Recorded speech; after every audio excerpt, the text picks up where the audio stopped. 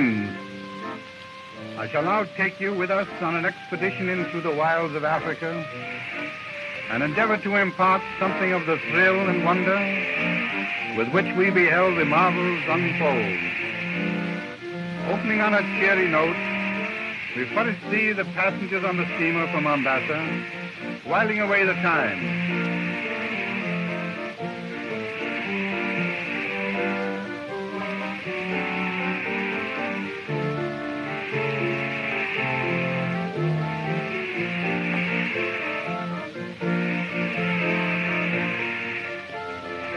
It was the last day aboard ship, and we saw with a sense of awe the red sun of Africa sinking to rest.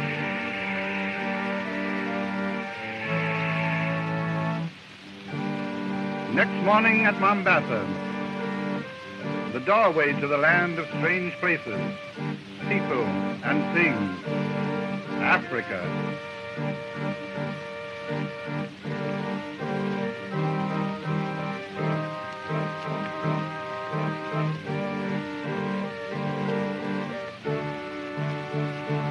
We strolled through the streets of the town, noting the primitive methods, the mode of transportation, the quaint mixture of natives and aliens, and then a Hindu conjurer performing commonplace tricks that assumed here a mysterious favor.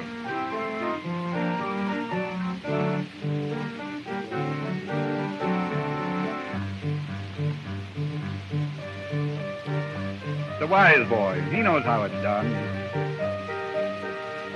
An experiment with eggs. We found the beggar's tricks diverting. At least they helped to pass the time away.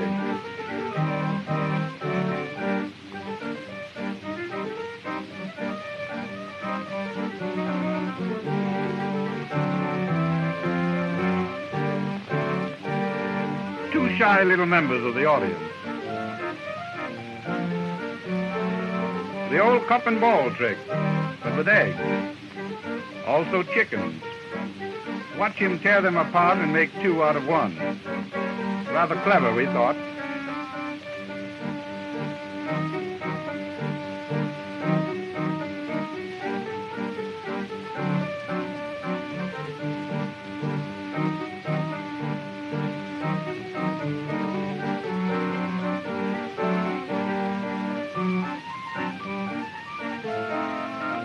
Wearying of the performance, we wandered again through the town, and the first day of heat and unfamiliar life came to an end. Off for Nairobi at last.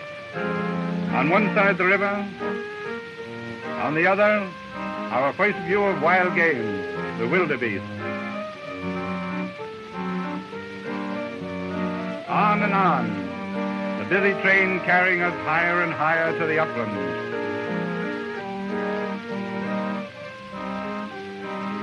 Sable cows, we found they were as speedy as they were awkward.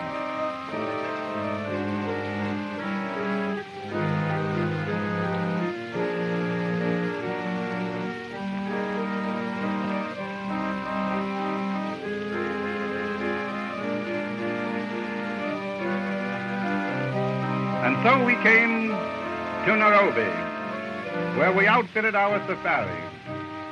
Now a bustling hive, but 30 years ago, just a trading post in the wilderness. Primitive customs, a town of strange mixtures, modern hotels, native huts, unlike any other community in the world. The heat played havoc with our film, as you will observe.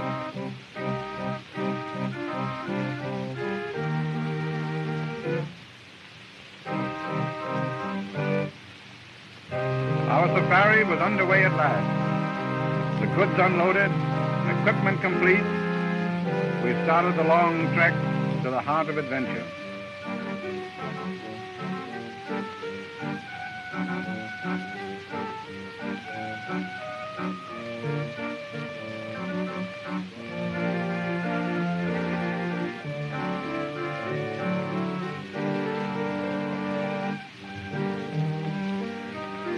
Our wagons had 4 wheels,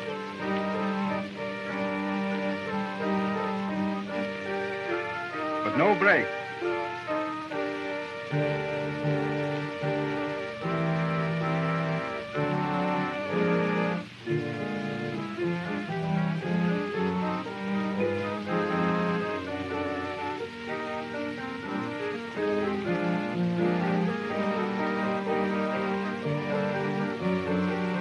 Tracking is forced.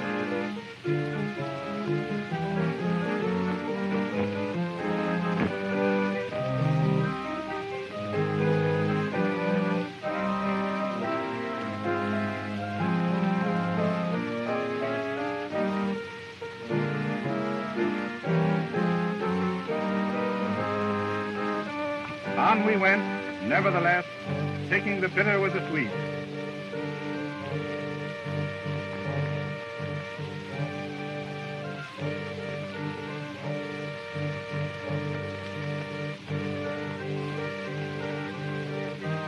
But we were a bit soft yet, and decided we had enough for the first day. So we pitched camp.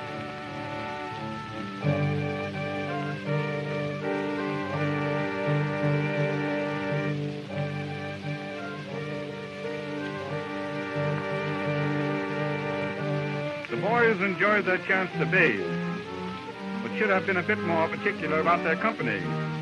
Somebody yelled crocodile, and there was a scamper.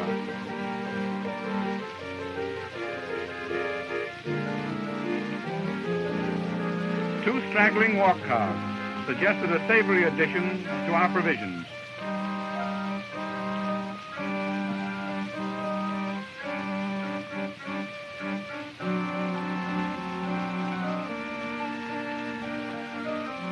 I missed. I was a poor provider. The natives attempted to show us up with their primitive weapons, with no better success, till they resorted to trapping.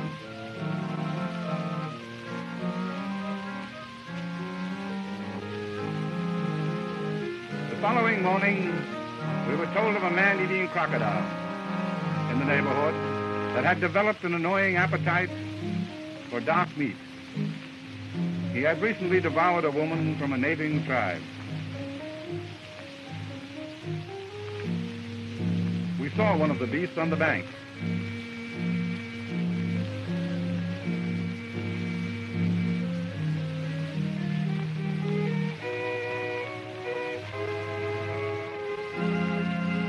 And shot it.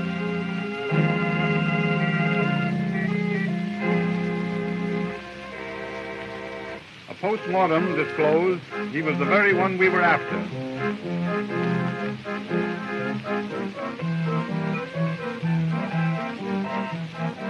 Much to the satisfaction of the natives, who all claimed the jewelry.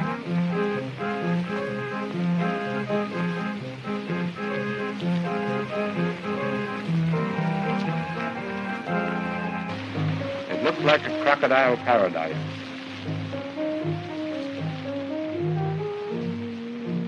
We discovered a crocodile nest with eggs seemingly ready to hatch. The old lady objected to our presence, apparently.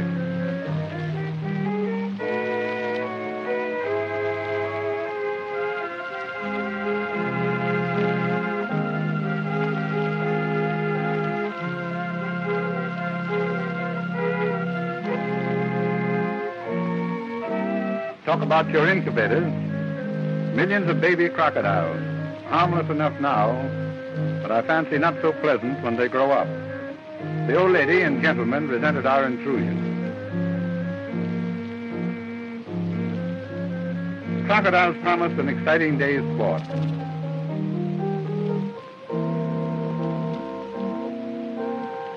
We ran upon some natives bent on the same sport. However, they had their own peculiar way, and we watched with interest as they baited their hooks.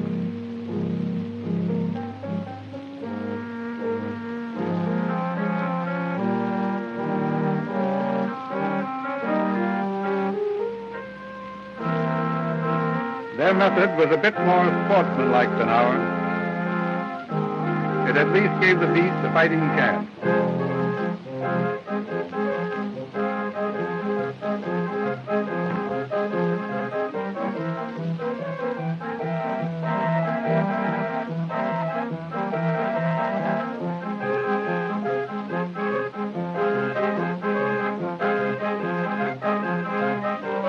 soon became conscious of a terrific chattering noise, as if a million rattles had been let loose. And then suddenly burst upon swarms of monkeys. It was a real surprise to see monkeys swimming like fish.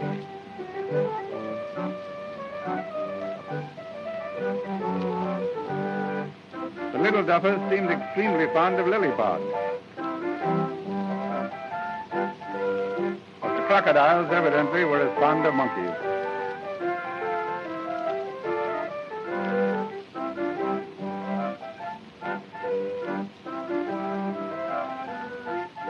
Some of the odd specimens attracted us, so we went ashore to secure them for our collection.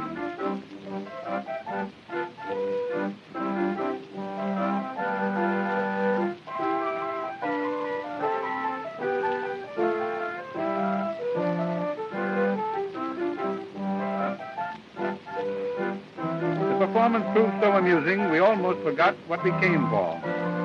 We baited some harmless trap for their capture.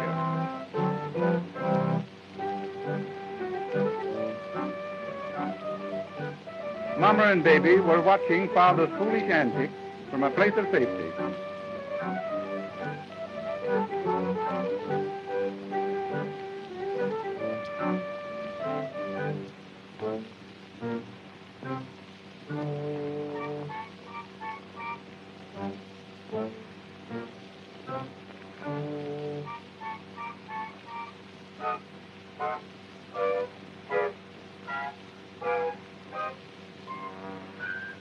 Careful. Look out. Father's in trouble again. Such a duffer.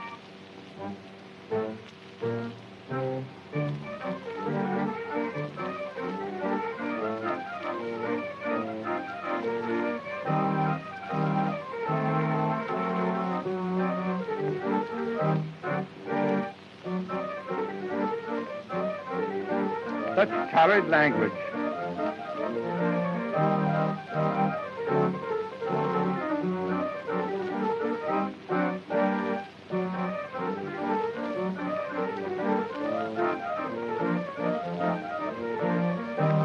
I can't bear to look.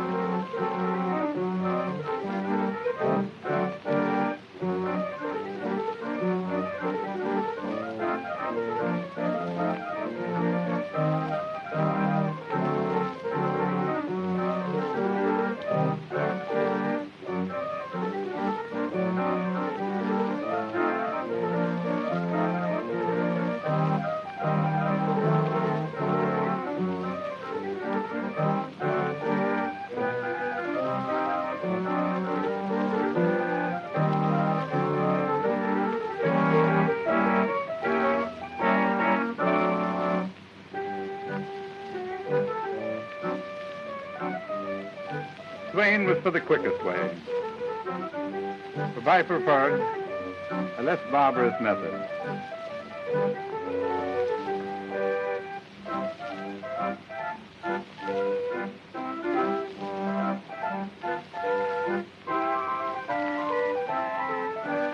The little beggar proved decidedly ungrateful. In fact, he gave me the raspberries.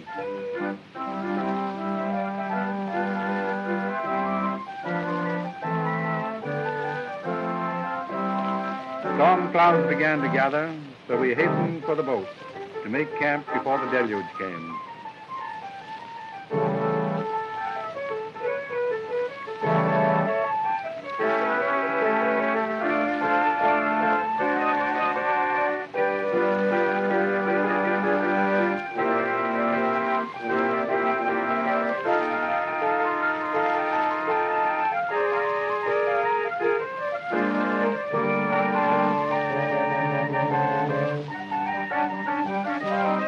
It was a real tempest.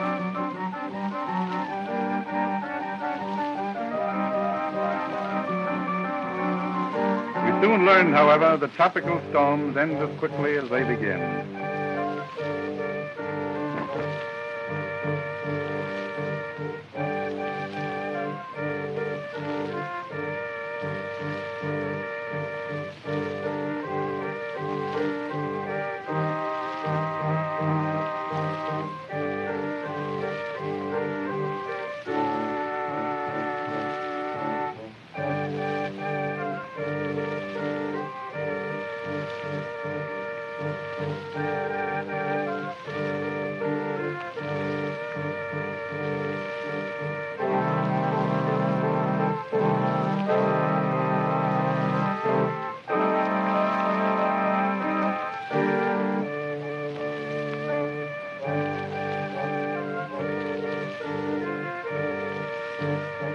As an aftermath of the storm, we encountered swollen streams and muddy roads. However, plenty of manpower pulled us through.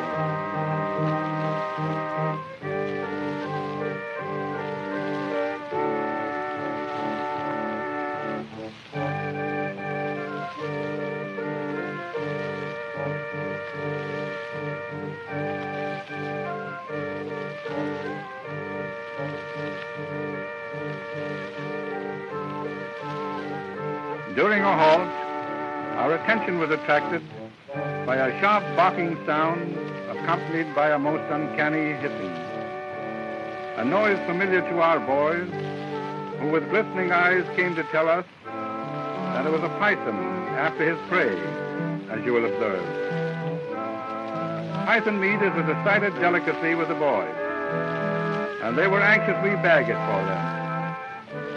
After the capture, however, it proved such a wonderful specimen that we decided to keep it for the collection, notwithstanding the grumblings of our porters.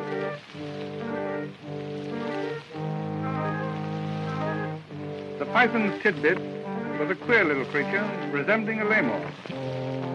He was such an interesting specimen that we determined the python should be cheated out of his dinner.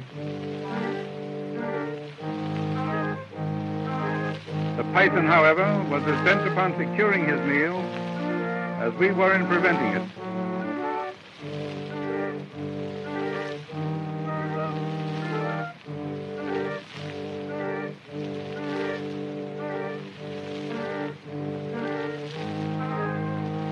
The pop-eyed little beggar was wishing us success. The constricting powers of a python are dependent upon his obtaining a secure tail hold. Without it, he is quite helpless.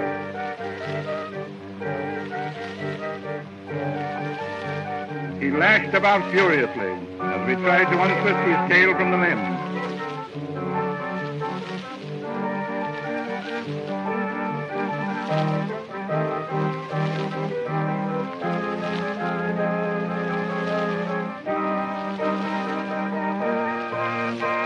Finally, we were forced to cut down the limb.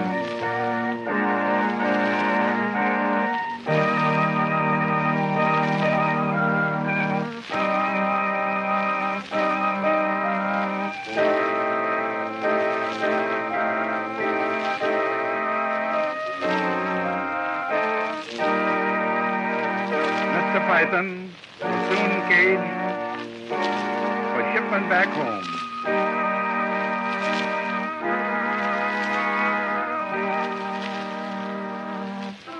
And Popeye became quite a favorite in camp.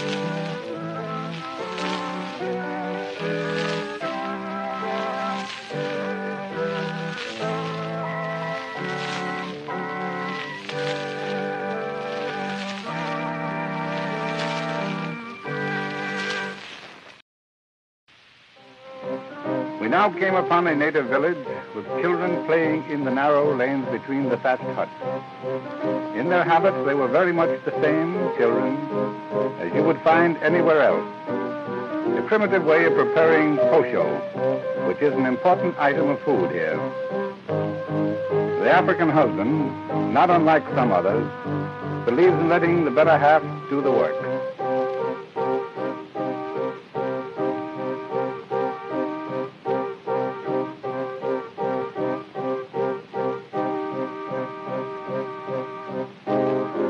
May I suggest, ladies, that this is a wonderful and efficient way of reducing? You may observe that many of the native women are quite shapely. Animal fat is used by the natives to grease their bodies and also their skin-wearing apparel. And while it keeps their clothing very soft and pliable, I don't think the odor would ever become very popular here.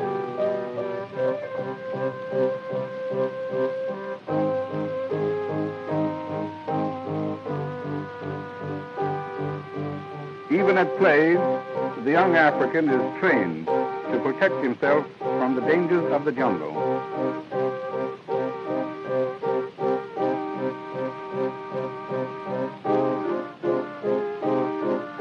We were the topic of conversation, we found out later.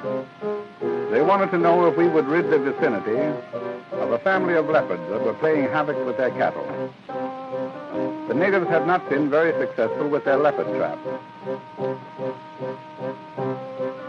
And our headman recommended some improvements.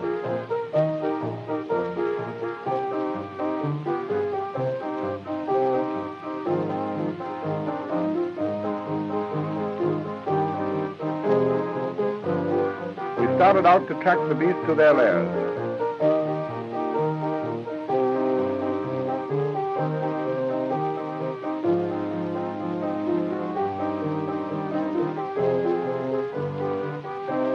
Ran upon a leopard cub, playful as a domestic kitten.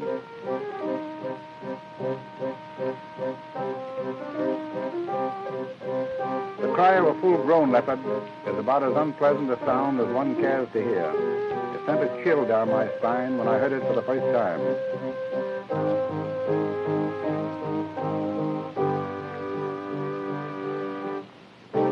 I missed my shot. The natives started to drive the animal from its hiding place into the clear so that I might get another crack at it.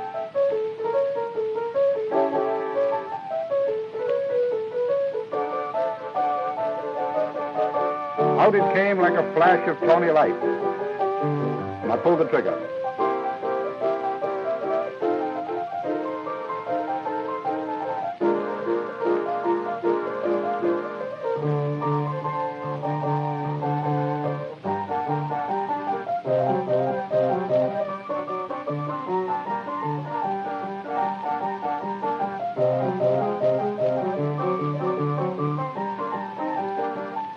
There goes the other.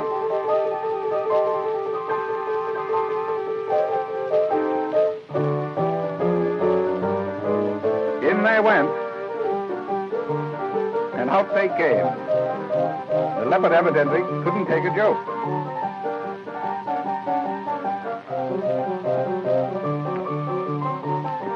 Turned by our shots, he made straight for the trap.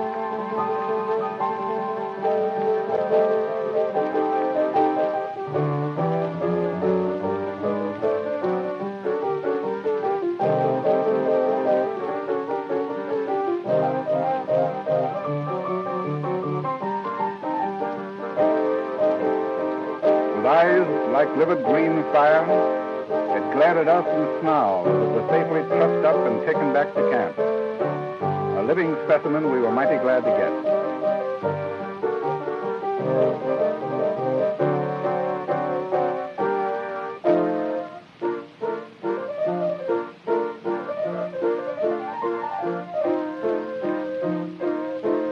Caged and ready for shipment, a beauty, but furious at his confinement.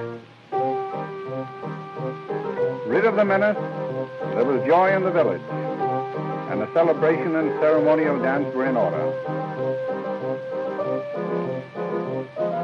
This may suggest the origin of some of our popular dances of the day.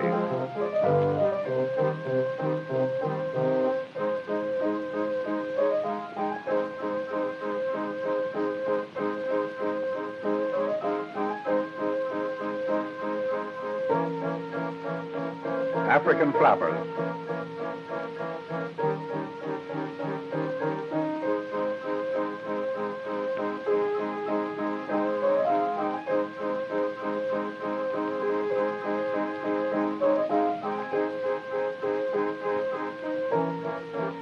Two dusky Adonises. I was invariably impressed by the amazing physiques of these fellows.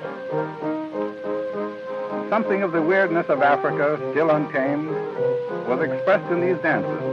These simple native hearts seemed to hold a dark knowledge of hidden things and strange mysteries, beating like the tom-toms, an unending rhythm in the soul of the blacks.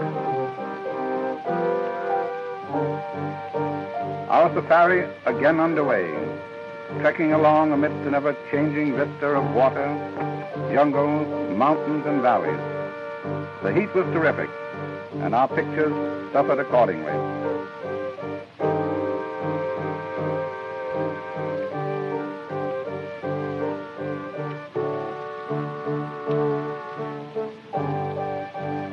In In the distance, herds of antelope and other game animals graze, standing out against the skyline.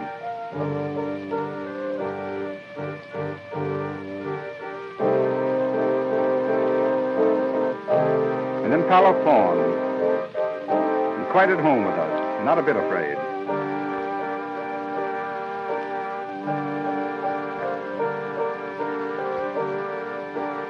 The African buffalo.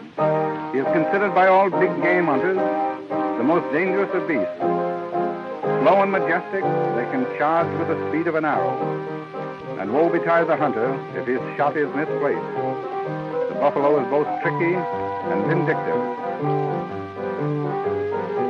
These birds are cow heron, which always accompany the buffalo.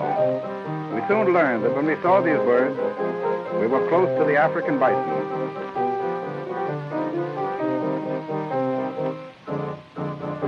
Getting shy of fresh meat.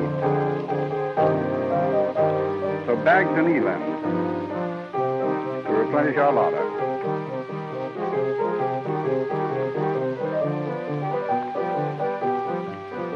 We were sure of a good dinner at any rate. And again the seemingly endless march. Many miles had been covered, and we were drawing closer to the land of big game. A herd of roebucks which we disturbed, but not before we had obtained a good camera shot. And then we saw a giant black head with tiny ears above the water. It was a hippopotamus.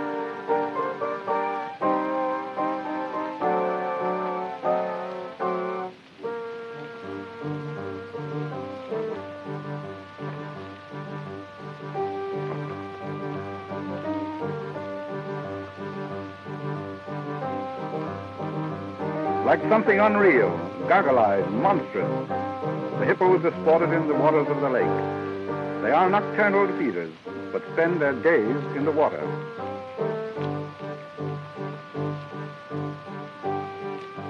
The natives prize hippo meat highly as food, and were anxious that we bag a couple of the great beasts.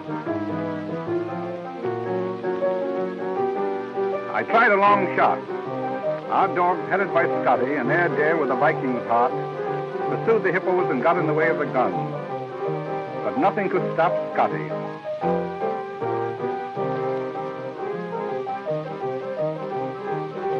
A second shot, and a tremendous threshing in the water told of a hit.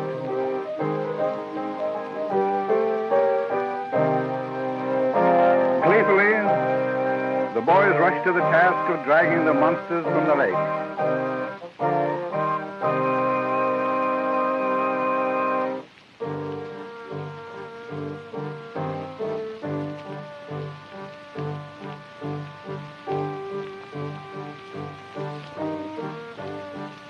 They sprang upon the dead hippo and rode him ashore for all the world like children riding a hobby horse.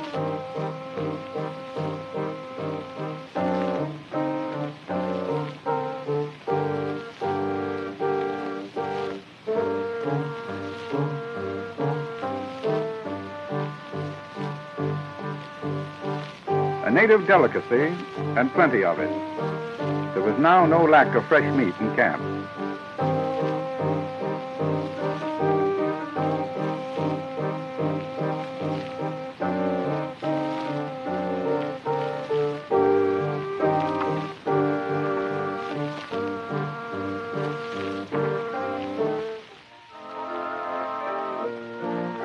These are the African sable.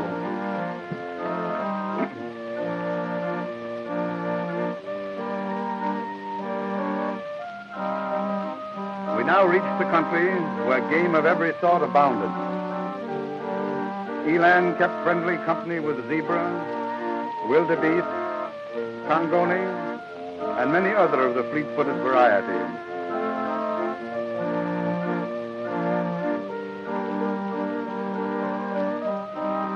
We saw a herd of buffalo grazing in the high grass. Realizing their vindictiveness, we were decidedly wary, keeping downwind as we set up our cameras. At any moment, they might get wind of us and charge. This old fellow calmly turned his back upon us, and with supreme indifference, walked away. While perhaps unflattering, we were nevertheless quite relieved at his lack of interest.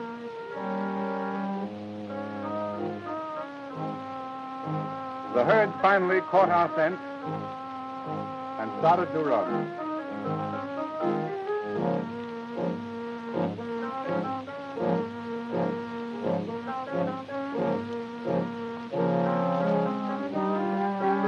Here we encountered impala, steinbok, and several other varieties of the gazelle and antelope families. We had reached an animal paradise.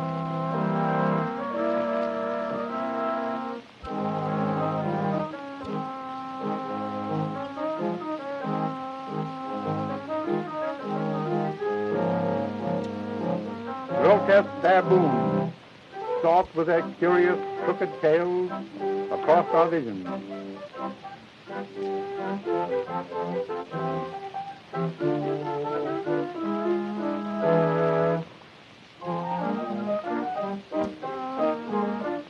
Coming was one of my greatest thrills. My first view of giraffes in their native wild. This creature has no defense save his keen hearing and sight. He has no vocal cords and therefore can make no sound. At the first sign of danger, he runs to a nearby tree where his color acts as a camouflage. But driven to bay or in defense of its young, a giraffe has been known to cut a lion to pieces with a sharp hook. One of these animals was at least 20 feet in height.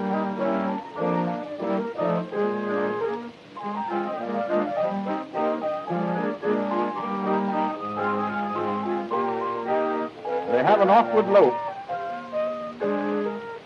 but can cover plenty of ground. One of the most beautiful shots we made on the entire trip. Seemingly, he was not at all afraid, but merely curious.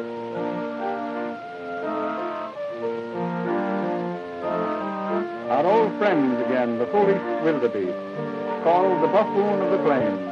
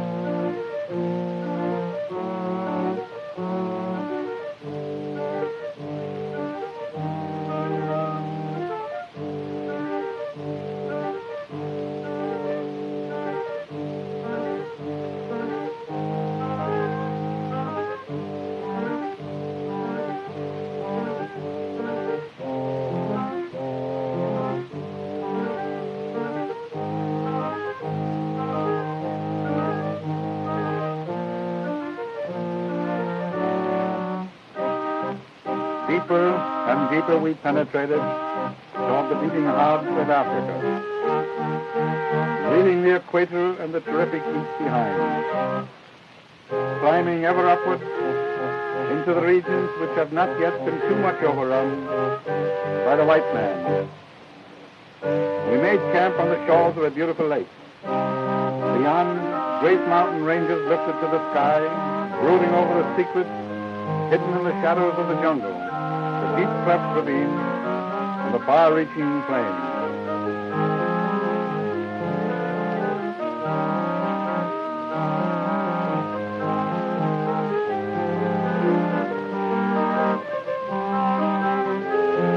Zebra and some commies. Short the Thompson gazelle.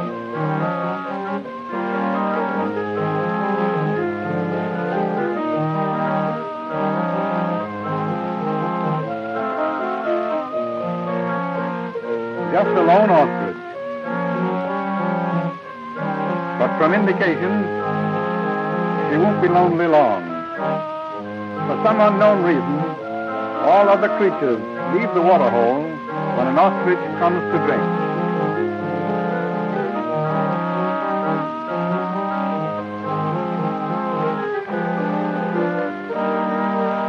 Though we hated to shoot zebra, we were running short of fresh meat and wanted a good skin besides.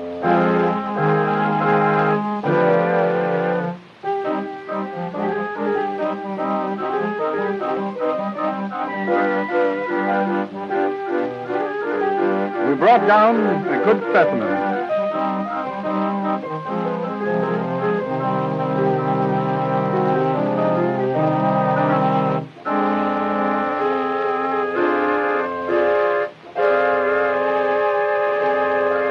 The natives took what they wished.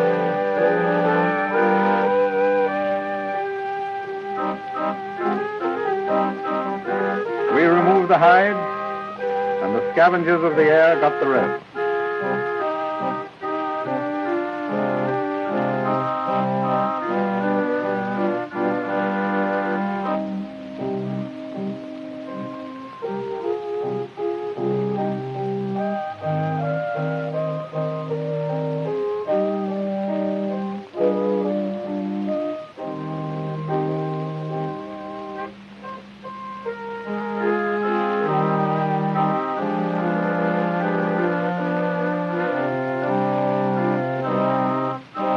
The last of the zebra, save for the bones.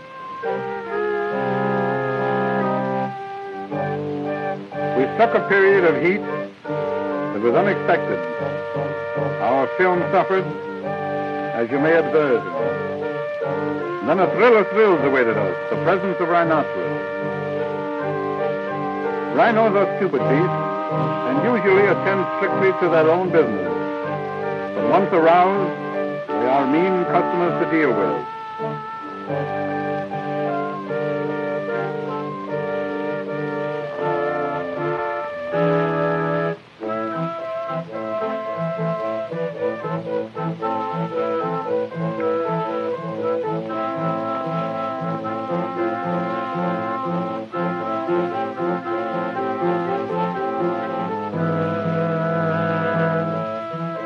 There was a moment of indecision. What would the rhinos do? The creatures are very short-sighted, but their smell, or sense of smell, is decidedly keen.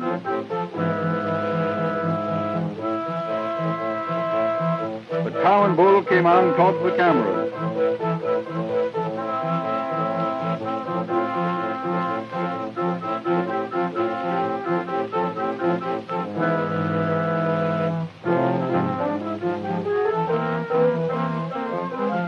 And I turned one with a lucky shot.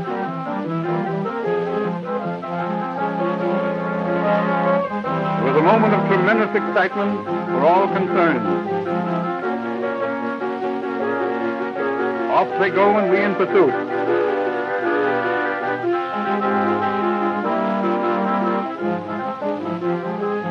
Hidden away in the thickets of thorny brush, one of them badly wounded. It was up to us to finish him.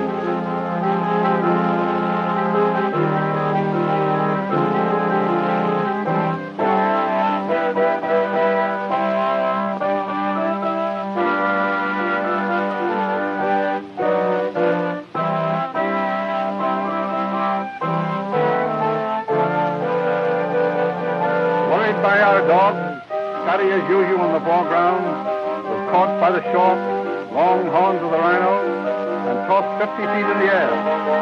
It was his last charge.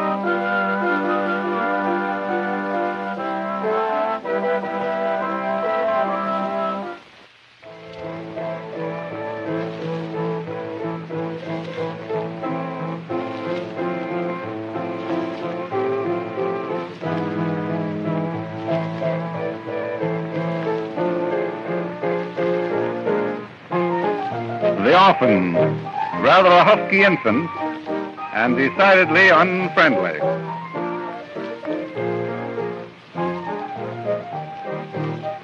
A bit awkward for a pet, but a cute little beggar.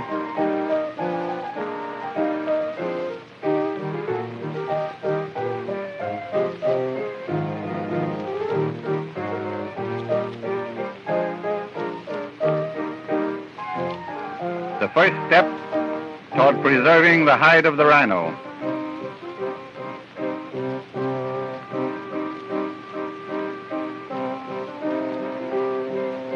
And the ever-present vultures again on the job.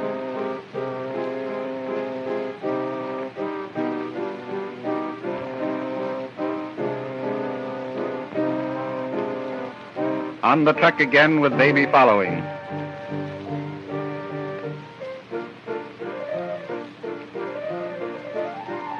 Ed Joyce, our chief cameraman, made a wager with Swain that he could pitch the tent in 30 seconds. He did it with a trick of the camera. Some speed, eh, what? The bane of our safari was Swain's radio. He never lost an opportunity to inflict it upon us. Someday, he said, he would get Hollywood.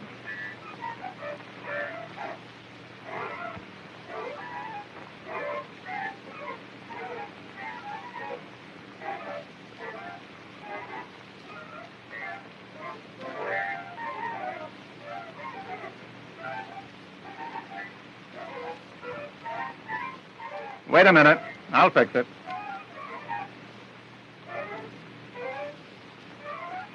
I told the boy to smash the infernal machine. He'd have done it, too. But Swain showed a burst of temperament.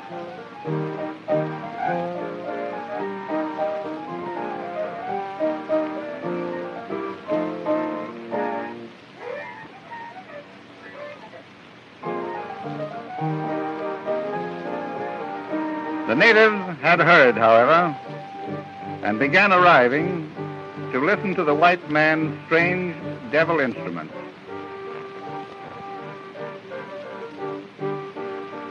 Swain brought out his phonograph recorder, with which we tried to record the speech of the natives.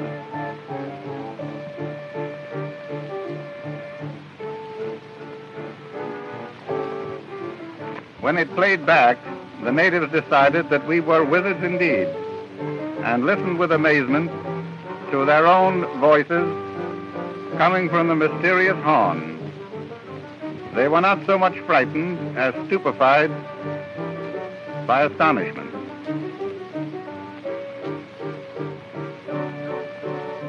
When they heard it, they wanted to crawl in to see where the mysterious sounds came from.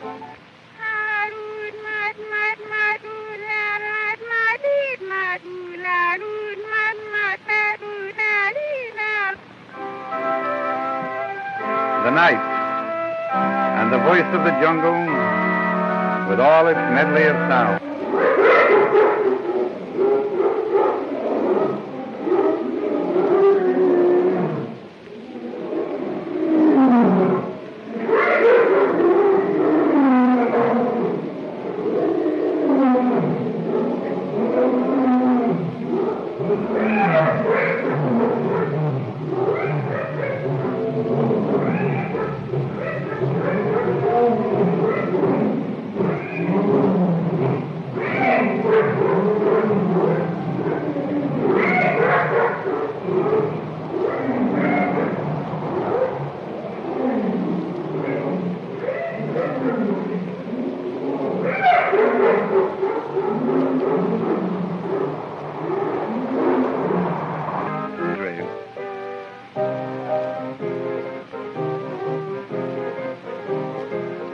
The next morning, the lions were reported in a donga close by, and a cautious search brought us to a clearing, where we started building our blinds.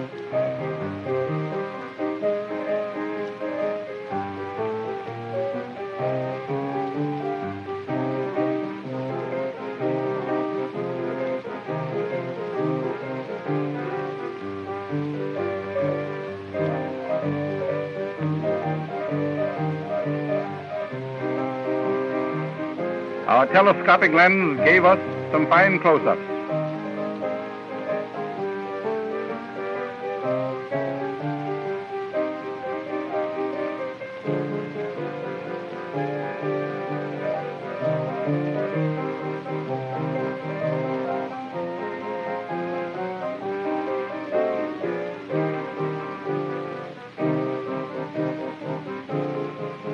put a heifer in for bait.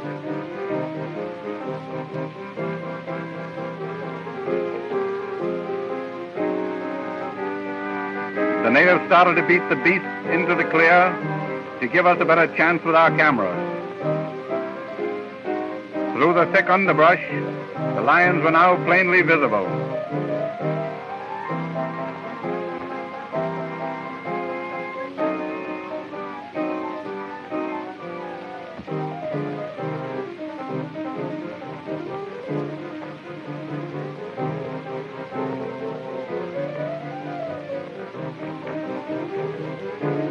We wounded this big beast. He ran for the clear with the natives in pursuit. We knew we had hurt him, and it is one of the unwritten laws of hunters to finish a wounded beast. Friends, please watch closely what soon follows. Things happened so quickly that when the smoke cleared and the excitement was over, we had one badly wounded cameraman and a terribly mauled fellow hunter who survived only 7 weeks after the attack. The tragedy left its mark on all of us.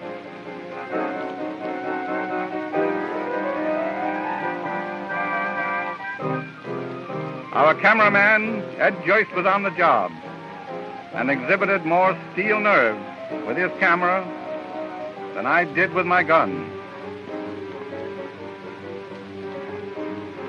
The natives were beating the bush on all sides, and the bewildered beast didn't know which way to turn. Joyce never left his post.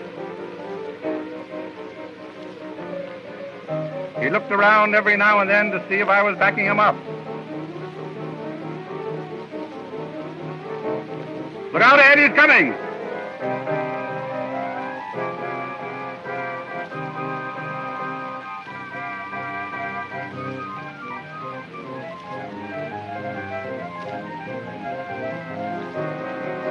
Two females came charging out, and one caught Carol unprepared.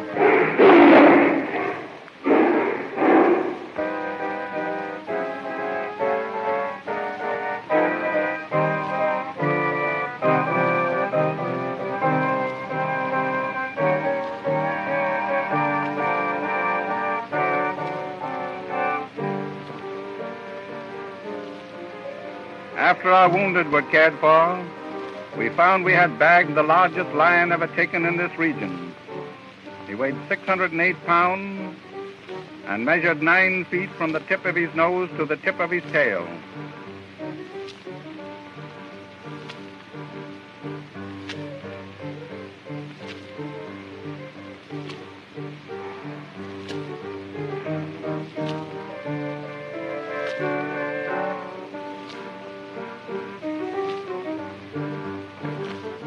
From the natives, we learned that these two monsters were noted man-eaters and had accounted for many natives in this district. It was well rid of them.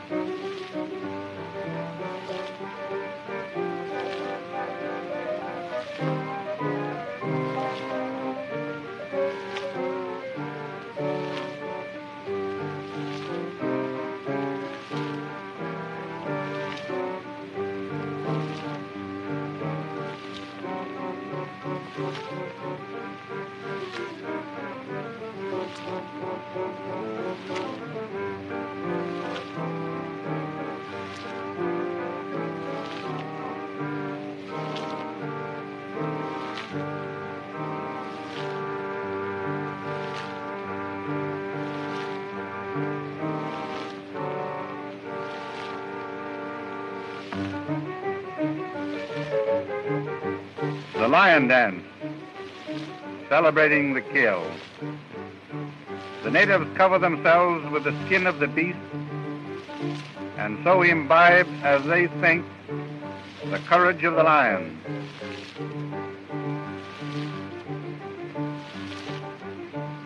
The African native is very emotional.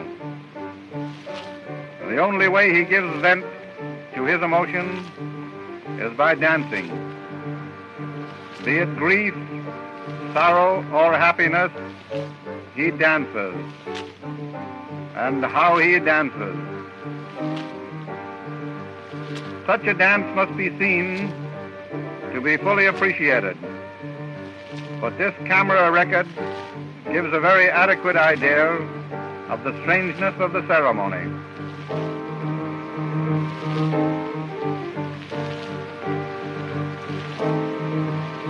The water hole, where we camped for several months to get specimens and photographs of the animals.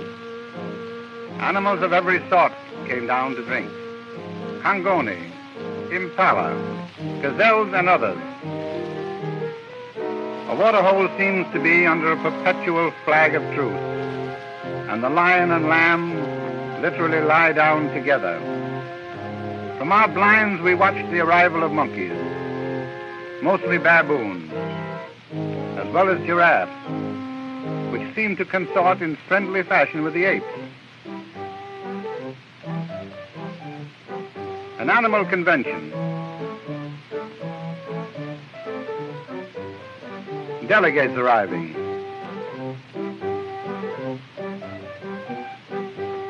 Apparently the big ape was chairman.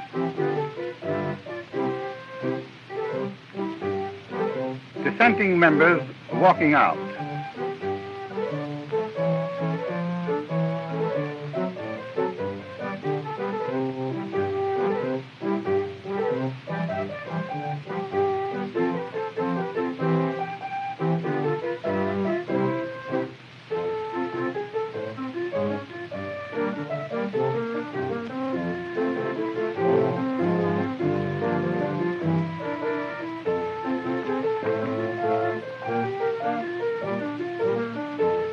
Three lobbyists discussing the questions of the day.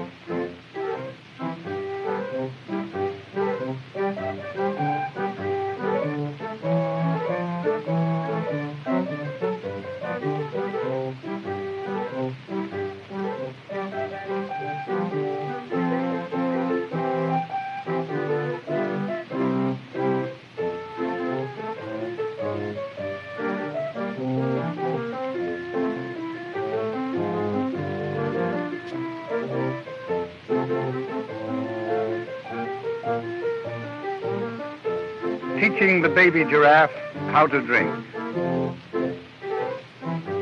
Soon a loud trumpeting told us the elephants had caught our scent.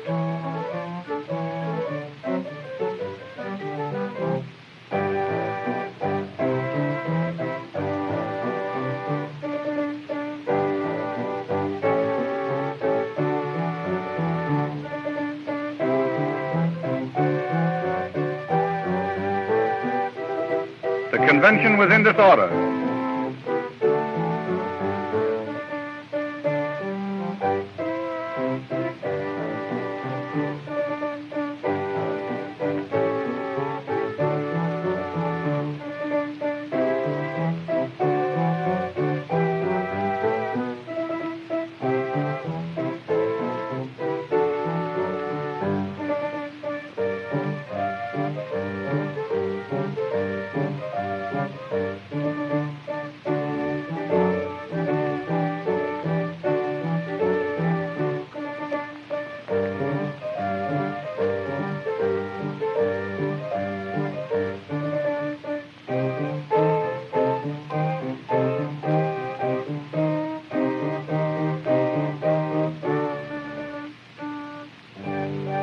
We encountered a nomadic tribe, wandering natives with their earthly belongings strapped to the beasts of burden. As inquiries told us we were nearing the INGAGI country, we noticed our boys becoming uneasy. Several had deserted, and we began to suspect the reason.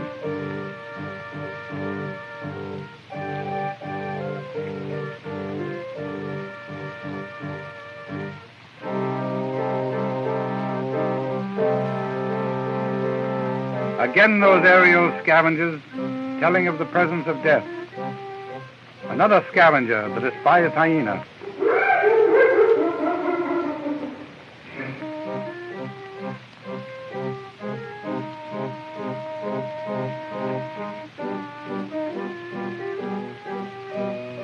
The abandoned village was a scene of desolation.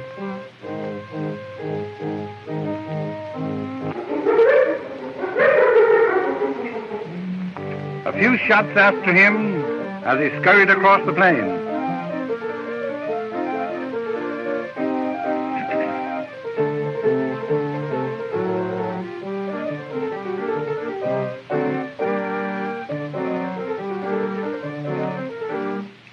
Another grave robber, the armadillo, who feasts upon the dead. Altogether, it was a merry little spot we picked to stop at. If there was a spot on earth that God forgot, this was it. In the Phantom Village, we again encountered elephant spoor, determined to go after the big tusker. Meanwhile, Captain Swain came across an animal of such queer character that no one could give a name to it. It seemed like a cross between an armadillo and a tortoise, so Swain called it a tortadillo. So far as we have been able to learn, it is a species hitherto unknown to science. We handled the creature with interest until it happened to snap at a dog. In about 3 minutes, the dog was dead. After that, we gave the venomous devil a wide berth.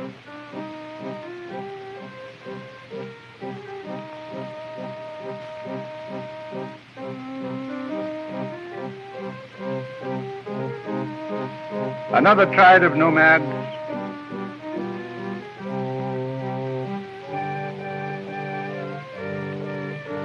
and more elephant tracks.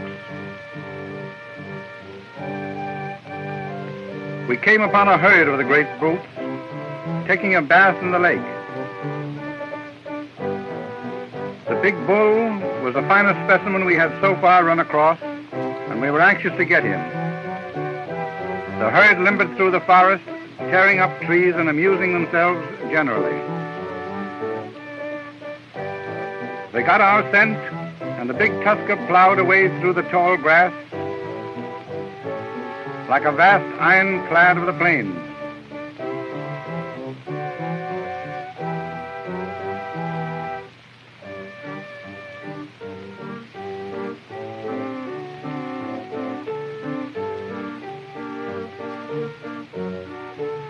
Two shots with the elephant gun proved ineffective. Finally, a vital shot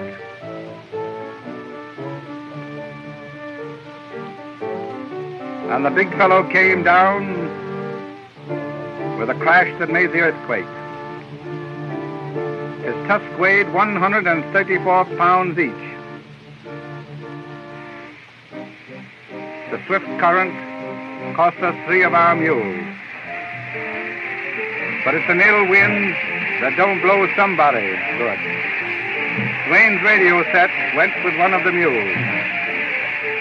A roaring sound now told us that we were at the great Thompson's Falls, an impressive and beautiful sight.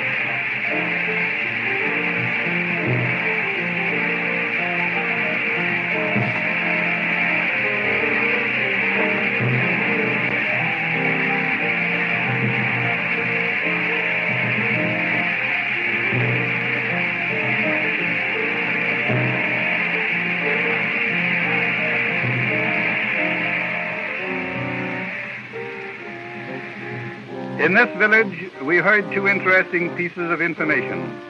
One, that there was a tribe of pygmies near at hand. The other regarding the gorillas, INGAGI they call them.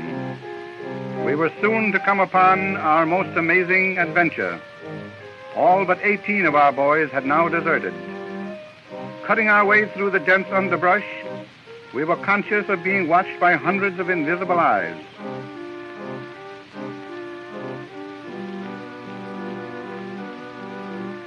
We caught a glimpse of the little fellows, wild as March hares.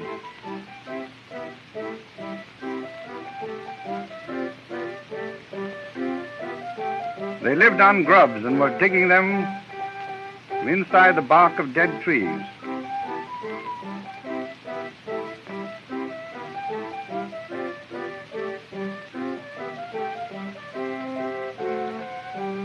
One of the party tried to tempt them into the open, but they were as shy as a bevy of debutantes.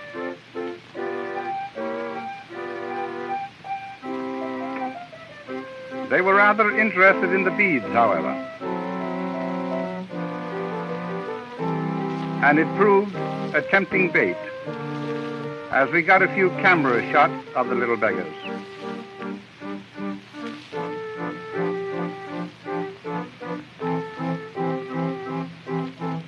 Then they were off like the wind, and we never caught another glimpse of them.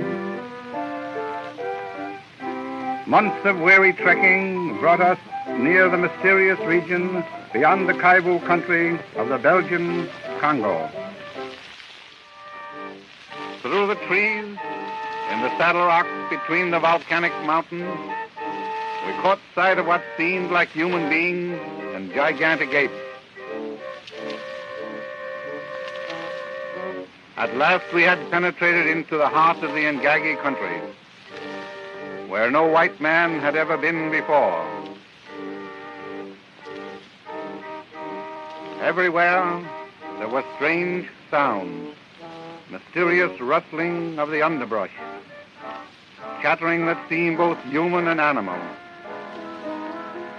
We were soon to be thrilled by what met our gaze. A company of women, unclothed, apparently living like animals, shy as reedbuck and fleet as antelope.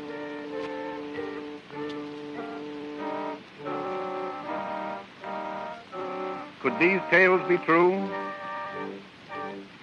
Tales we had regarded as mere legends of a native tribe, lowest of all in the scale of humanity. Stories of their strange traffic with the great apes, creatures scarcely less intelligent than themselves.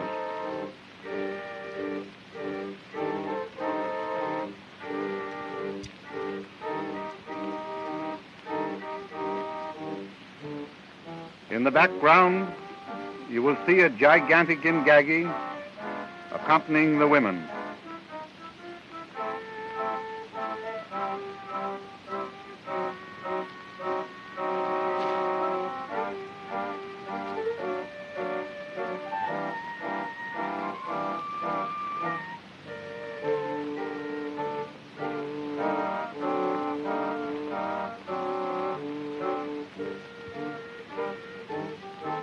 One had a child hugged to her breast, a strange-looking child, seemingly more ape than human.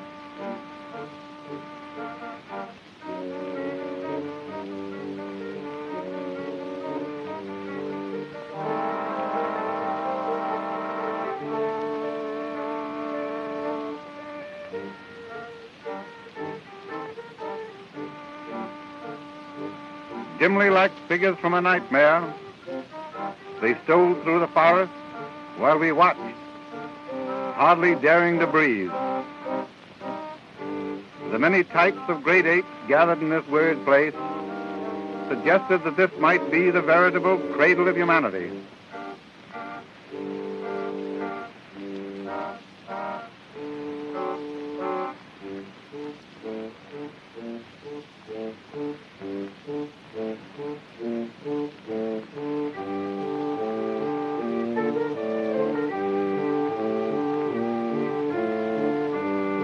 The male gorilla we found builds his nest at the foot of a tree,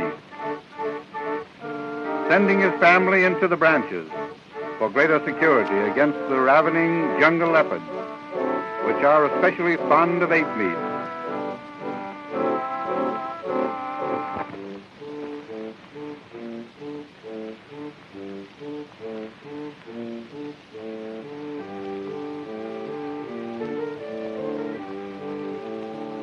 We watched and photographed.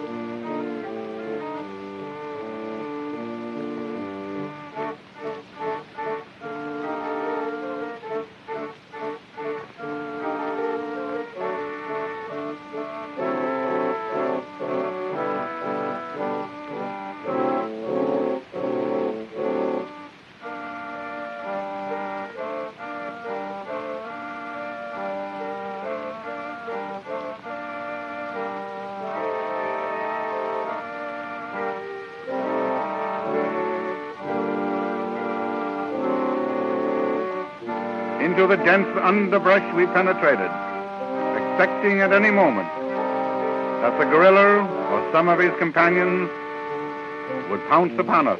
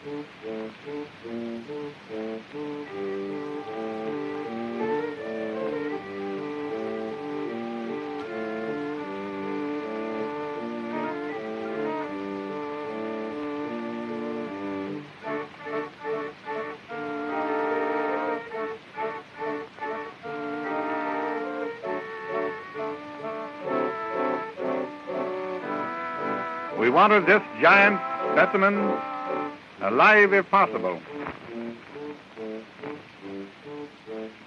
He resented our attentions rather.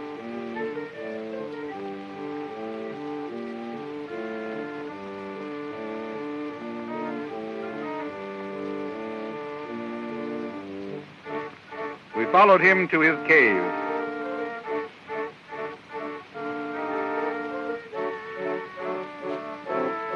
At last the animal vanished into the cleft of the mountain, and we proceeded to smoke him out.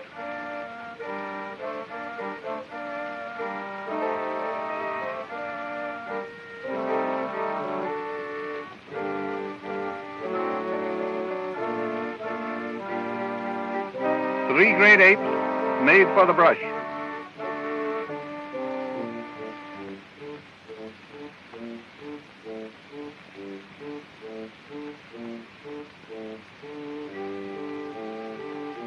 For a time they eluded us, but we soon found them in the treetops.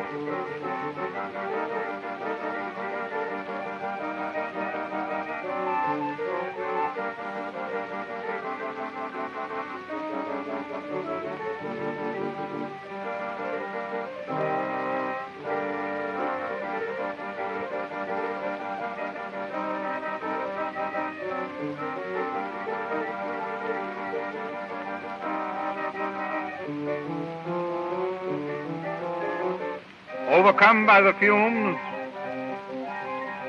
the big INGAGI was easily netted.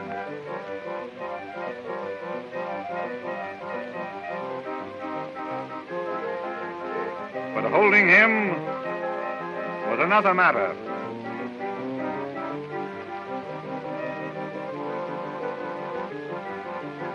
His strength was appalling. He threw our boys around like so many 10-pins.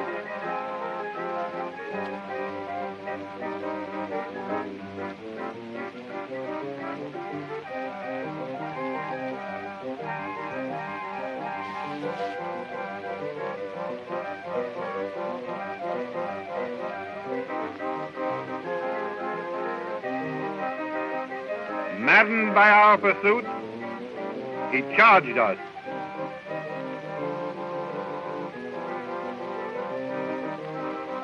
Upsetting the camera and almost destroying the amazing film record we had obtained.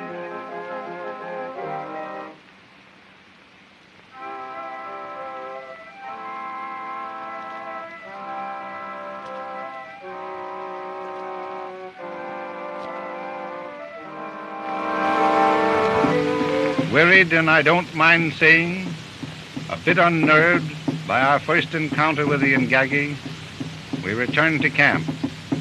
That night we heard strange sounds coming from the nearby village.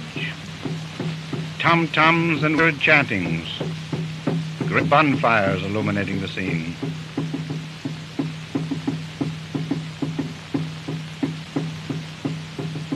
We beheld a strange and fantastic vision.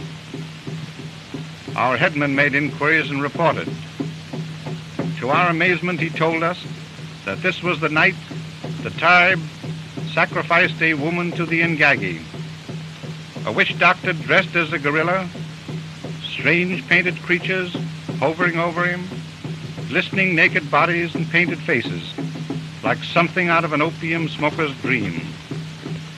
All night the ceremony continued. In the early morning, with our cameras, we prepared to obtain pictures of whatever might take place. We were ready to believe almost anything now.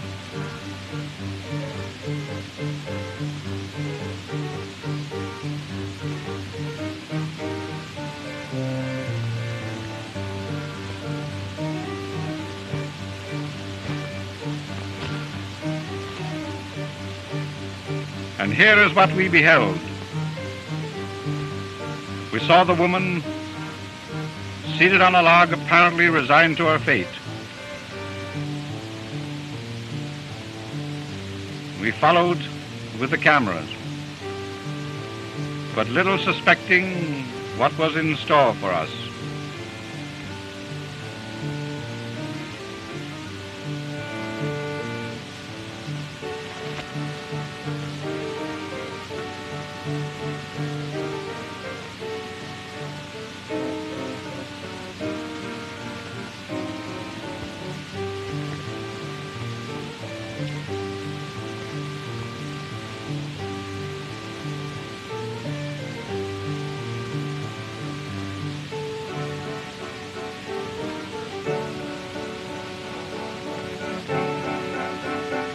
The brute pounced upon her, and she screamed like one possessed.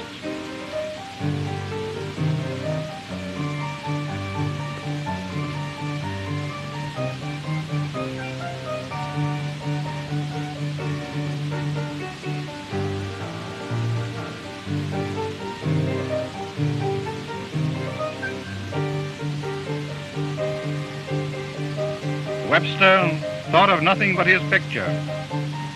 To me, the whole thing smacked of something inhuman.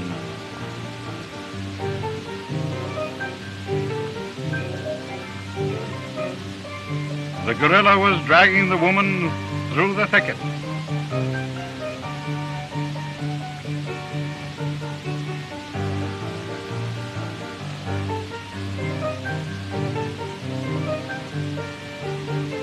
Three times, Swain attempted to shoot, but each time was deterred by the cameraman,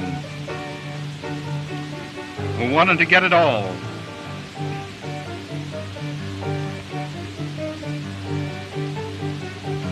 But the limit had been reached, and at last he fired. While the gorilla is seldom the aggressor, he was now being robbed of his legitimate prey and was prepared to fight to the last ditch.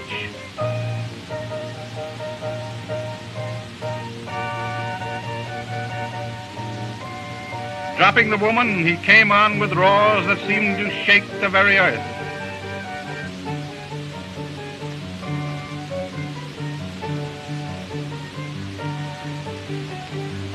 His struggle with death was awesome, with almost human screams of agony.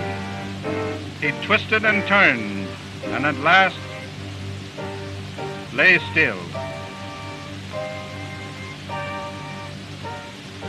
And then the natives came, but their respect for the creature was indicated by the care of their approach.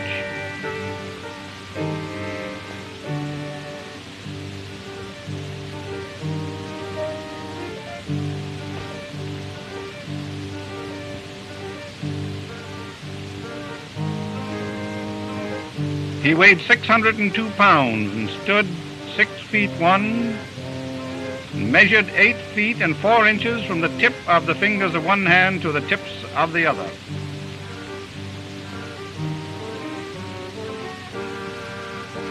And then we beheld a last strange vision as we watched in the thicket where the fallen INGAGI lay. Out of the ship crept one of the rare half-human women who gazed upon the dead monster, lifted its arms and let them fall again, seemingly unable to comprehend. And then she fled into the jungle.